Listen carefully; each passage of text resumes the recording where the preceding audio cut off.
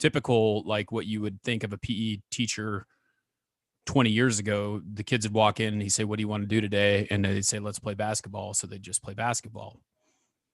Well, when I came in there, it was like, this is physical education. You're going to warm up, you're going to stretch, you're going to exercise.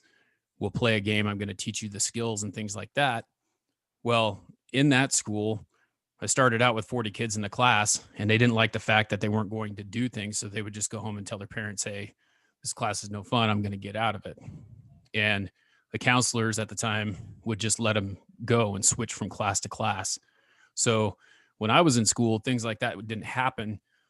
You were in the class and you either did what the teacher said and followed the directions, or I would go home and my parents would say, "Well, what did you do, to get in trouble?" And they would support the teacher 100%.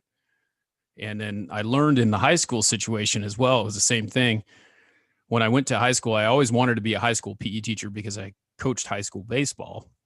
And I had to teach out a class the first year that I was at the high school. So I taught senior project, and the kids were just doing things just to check the box. They weren't putting anything into it. And we had this really great senior project class where they had to learn how to write a resume and do presentations and do all these things that are real world skills that they would use later on in life.